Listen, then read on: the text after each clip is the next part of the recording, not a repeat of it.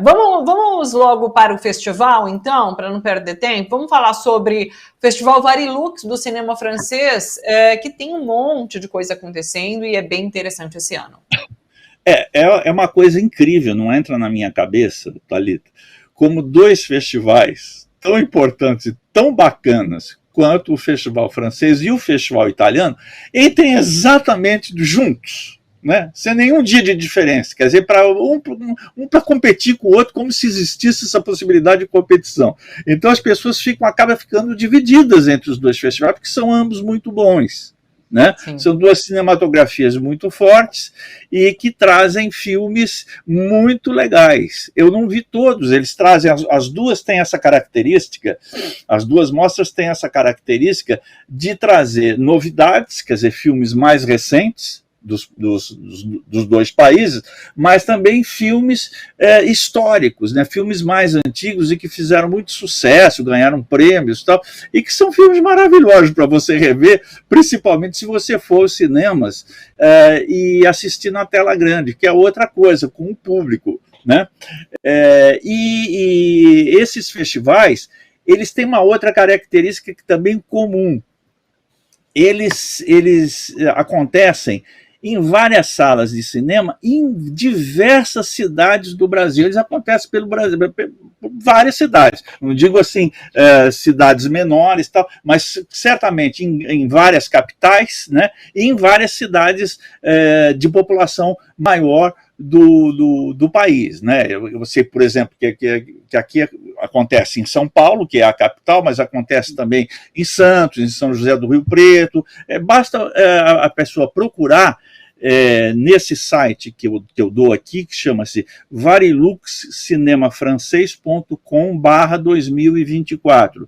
Aí você vai encontrar a tua cidade e vai encontrar os filmes que estão passando nos cinemas da tua cidade. Né? Quer dizer, então, é uma divulgação muito ampla que estão fazendo tanto o cinema francês quanto o cinema italiano. São mostras que estão acontecendo todos os anos e a gente comemora muito isso, porque muitas vezes no circuito comercial normal, esses filmes não têm muita oportunidade. Alguns deles chegam, mas não tem muita oportunidade. E agora eles chegam numa quantidade apreciável para você ter um panorama legal do que está acontecendo nessas duas importantes cinematografias do mundo, da Europa. Né? Eu vi do Festival Varilux, eu consegui assistir alguns filmes já, né? E são super legais. Agora, eu gostaria até de descobrir outros. Infelizmente, como você disse, amanhã eu já estou com o pé na estrada, ou melhor, no aeroporto, espero que esteja aberto o aeroporto, eu soube que hoje fechou por causa da chuva, espero que amanhã esteja melhor. Mas eu já estou indo para o Cine Ceará, mas eu gostaria de ver outros filmes também. Mas os que eu vi me agradaram muito. Um deles é esse longa-metragem o Conde de Monte Cristo, que é uma adaptação do famoso folhetim do Alexandre Dumas, né?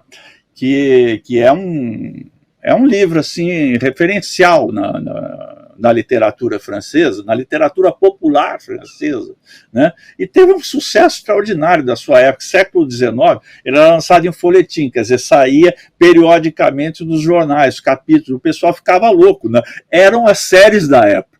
Né? Não havia nem cinema nem televisão, as séries da época eram os folhetins, e a gente ouve relatos de que as pessoas ficavam esperando assim, os jornais serem impressos para acompanhar a sequência da história. Né? E isso assim deu nas novelas brasileiras, inclusive, né, que não por acaso foram chamados de folhetins eletrônicos. O que é? Uma história contada em capítulos e que sempre um capítulo deixa algum suspense, um gancho que a pessoa fica angustiada para ver o que vai acontecer e só vai saber no capítulo seguinte. Né? O livro é maravilhoso de você ler. Né? O livro é maravilhoso, são livros enormes, porque os folhetins são grandes, e eles fazem tão parte da cultura francesa e universal que essa história já foi adaptada 24 vezes para o cinema. Imagine você. E não apenas na França, tem versão americana, tem versão de outros países, né? Mas é lógico que, como se trata de uma história francesa, as versões francesas têm mais autenticidade. E essa aí eu gostei muito, é uma versão moderna, uma versão muito ágil, muito cheia de aventuras, muito cheia de lutas, muito cheia de suspense, mas muito bem interpretada, né? Quem faz o Monte Cristo é um ator que eu gosto muito, que é o Pierre Ninet, que é um ator badalado na França, e vocês imaginam, esse filme já está se encaminhando para fazer 9 milhões de espectadores só na França, né? Perdão, está se encaminhando para fazer 10 milhões de espectadores, ele já passou de 9 milhões de espectadores, vai se encaminhar para fazer 10 milhões, talvez, e adiante. É um filme popular muito bom, muito divertido, você fica com uma atenção o tempo todo e conta essa história desse cara, que é interpretado pelo Pierre Ninet, que é o Edmond Montès, né, que ele é um marinheiro, ele é promovido a capitão, ele vai se casar e no dia do casamento dele ele é preso porque ele é vítima de uma intriga política, uma carta que está denunciando ele de traição, né, numa época em que houve a restauração da monarquia e ele seria um bonapartista, quer dizer, um partidário de Bonaparte que tentaria derrubar a monarquia restaurada, né? E ele, por conta disso, ele é encarcerado, é uma carta falsa, mas ele é encarcerado e ele passa num cárcere, numa ilha, num cárcere terrível durante 14 anos.